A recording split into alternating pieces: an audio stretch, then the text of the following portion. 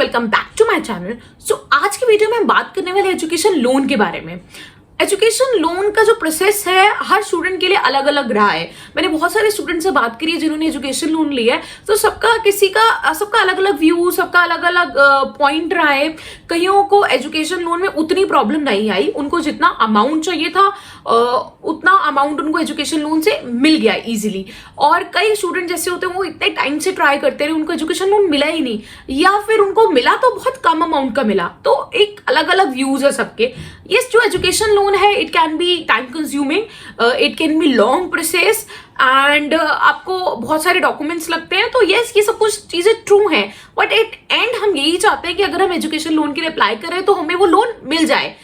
आज के वीडियो में आज हम यही सब कुछ एजुकेशन लोन के बारे में ही डिस्कस करने वाले हैं कि किस तरीके से उसको प्रोसेस को फॉलो करो आप, किस तरीके से रेट इंटरेस्ट कैलकुलेट होता है, कहाँ से लोन लेना चाहिए, कहाँ से लोन नहीं लेना चाहिए, राइट। उसके बाद फिर क्या डॉक्यूमेंटेशन लगती है और क्या क्या लोगों के व्यूज रहे हैं एजुकेशन लोन को। लास्ट में I give you my advice कि किस केस में आपको एजुकेशन लोन लेना चाहिए और किस केस में आप अवॉइड कर सकते हो education loan. So without any due just let's start the video. Please subscribe my channel for the notification of new videos. इस चैनल पे आपको सारा career tips, interview related and study abroad की सारी इन्फॉर्मेशन मिलेगी। टाइम पे college के admission का टाइम है, राइट। तो इस टाइम पे आपको जो फोकस है पूरा का पूरा एडमिशन पे होना चाहिए, ना कि लोन पे होना चाहिए। मैं ये बात क्यों कह रही हूँ?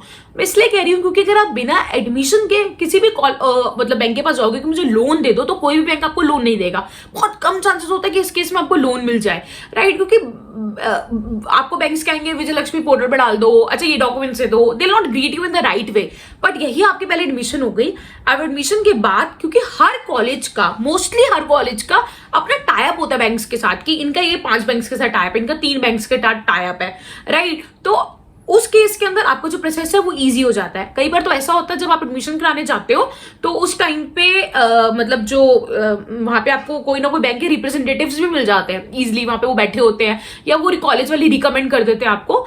तो उन कॉलेज के मतलब उस आप बैंक वालों के पास जाओगे तो क्या होगा, आपका प्रोसेस बहुत सिंपल होगा, क्योंकि वो ऑलरेडी बहुत सारे उसी कॉलेज के स्टूडेंट आ रहे हैं, तो उनको उतना पता होता है। अच्छा ये वाला डॉक्यूमेंट ऐसे दे दो, वैसे दे दो, अच्छे डॉक्यूमेंट लगा दो, तो उनको हर चीज टिप्स पे हो जाती है, क्योंकि वो इतने सारे बच्चों के साथ सेम सेट ऑफ स्टूडेंट्स के साथ डील कर रहे हैं, राइट। तो उस प्रोसेस आपको बहुत इजी होता है, वहां से लोन मिलना आपको बहुत इजी होता है, क्योंकि एक तो टाई अप होता है, उनको करना होता है, उनके भी प्रेशर होता है। और ठीक है, प्रोसेस वहां पे भी लंबा होगा, डॉक्यूमेंट्स वहां पे भी बहुत लगेंगे। एजुकेशन लोन में डॉक्यूमेंट्स सच में बहुत ज्यादा लगते हैं, क्योंकि it's not a personal loan.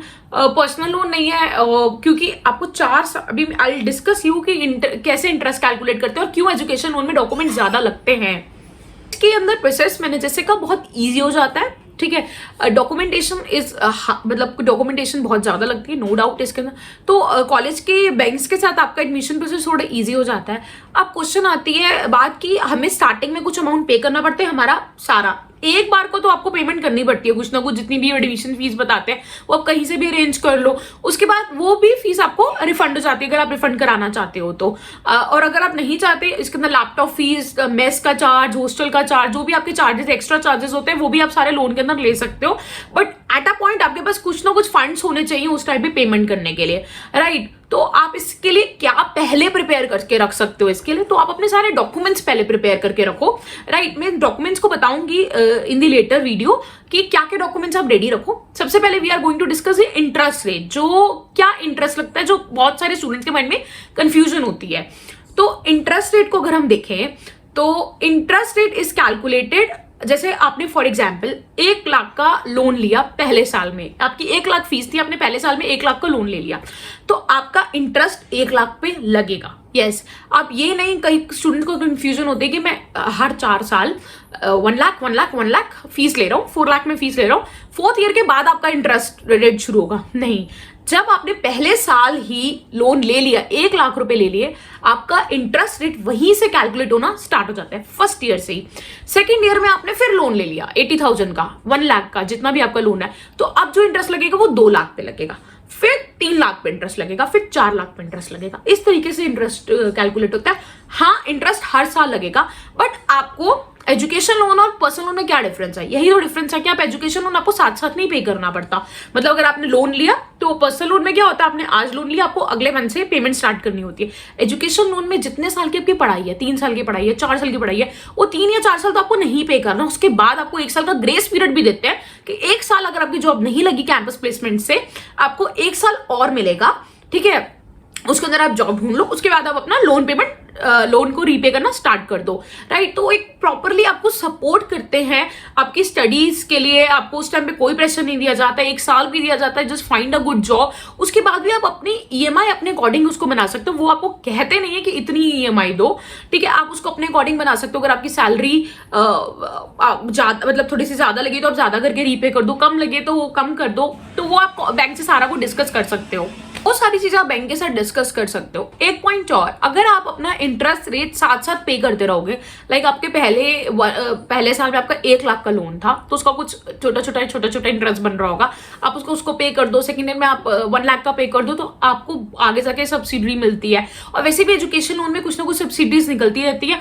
आप जरूर उनके जो आपने जहां से बैंक लोन लिया आपने, उनकी वेबसाइट पे जाके उनसे मिल के पता करते रहा करो, उनकी सब्सिडीज निकलती रहती है एजुकेशन लोन पे। कितने इतना दे दोगे तो इतना खत्म हो जाएगा, मतलब ऐसा उनका पूरा प्रोसेस होता है। तो इस चीज के ऊपर अपडेटेड रहो बहुत ज्यादा। कई बार गवर्नमेंट के भी स्कीम्स आते हैं एजुकेशन लोन को लेके, तो उसमें भी आपको बेनिफिट्स मिलते रहते हैं एजुकेशन लोन के। बैंक जरूर विजिट करना। बैंक को ऐसा नहीं है कि आप सिर्फ यहाँ वीडियोस देख लो वहां वीडियोस देख लो, बैंक जरूर विजिट करना। Talk to people, talk to bank representatives, वहां से आपको और ज्यादा इंफॉर्मेशन मिलेगी।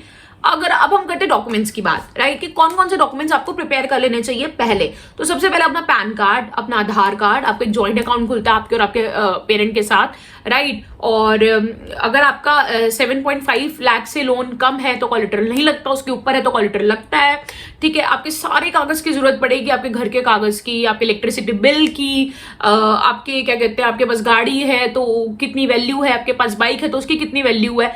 देखो बहुत सारे डॉक्यूमेंटेशन की रिक्वायरमेंट होती है एजुकेशन लोन में, क्योंकि वो आपको 4 साल दे रहे हैं। नॉट आस्किंग फॉर अ पेनी, 1 रुपए की भी वो आपसे नॉट आस्किंग फॉर अ पेनी, और 1 रुपए भी आपसे नहीं पूछ रहे। तो आपको उनको ट्रस्ट दिलवाना है कि yes I am going to pay you loan, right, क्योंकि वो एक बैंक है, they are the doing business, तो उनको आपको ट्रस्ट दिलवाना है। इसलिए एजुकेशन लोन में बहुत ज्यादा डॉक्यूमेंट्स लगते हैं, बहुत ज्यादा टाइम कंज्यूमिंग होता है, और एजुकेशन लोन के अंदर अमाउंट भी आपको जितना चाहिए उतना मिल जाता है, बट आपको अपने सारे डॉक्यूमेंटेशन पूरे करने हैं।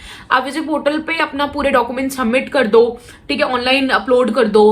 अपने जैसे बताया पैन कार्ड, आधार कार्ड, अपना वोटर ID कार्ड, और क्या कहते हैं अपने चेक बुक, ये सारी चीजें अपने कंप्लीट रखो। जो जो चीजें आपका पासिंग सर्टिफिकेट रिक्वायरमेंट होता है स्कूल से, ठीक है, बुक्स लगती हैं, आपके एफिडेविट्स लगते हैं, तो ये सारे डॉक्यूमेंट्स हैं जो आपके एक लोन अप्लाई करने के अंदर लगते हैं। और उसके बाद अगर आपके सारे डॉक्यूमेंटेशन पूरे हैं तो आपको इजीली एजुकेशन लोन मिल जाता है। जितना अमाउंट का चाहोगे उतना लोन मिल जाता है, मतलब 20 लाख तक भी चाहोगे तो उतना भी मिल जाता है, but you have to complete your whole documentation process and it will take time, right. खूब भागा दौड़ी होगी, इधर जाना है उधर जाना है, कभी बैंक, कभी, तो इस चीज के लिए माइंड को रेडी रखो, राइट। कंज्यूमिंग प्रोसेस, आप डॉक्यूमेंट्स पूरे रखोगे तो आपको इजीली लोन मिल जाएगा। एक डॉक्यूमेंट जो थोड़े से परेशानी आती है कई स्टूडेंट्स को, that is one of the fees. आपको फीस स्ट्रक्चर चाहिए होता है। कई लोगों को आराम से आप वेबसाइट पे जाके भी ले सकते हो। कॉलेज में अगर आप अकाउंट्स डिपार्टमेंट से, अगर कॉलेज का अकाउंट्स डिपार्टमेंट अच्छा होता है तो बहुत इजीली आपको हेल्प मिल जाती है। जो बोलते हैं वो प्रोवाइड करते रहते हैं, आपके अपने डॉक्यूमेंट सबमिट करने तो बहुत इजीली प्रोसेस हो जाता है। हर स्टूडेंट का अपना व्यू है इसके अंदर, एजुकेशन लोन के अंदर, राइट। कईयों को बहुत इजीली हो गया है, कईयों को बहुत डिफिकल्टी आई है, कईयों को मिला भी नहीं है एजुकेशन लोन। तो वैसे तो जितने अमाउंट का चाहते हैं उतने अमाउंट का, मैंने बहुत केसेस सुने कि बहुत उतने अमाउंट का लोन मिल जाता है। तो अब नेगेटिव मत हो, आपको लोन मिल जाएगा, बस आप अपनी थोड़ी सी डॉक्यूमेंटेशन पहले से प्रिपेयर करना शुरू कर दो, फिर कॉलेज का बैंक के से टाई अप के साथ आप उनसे काम कर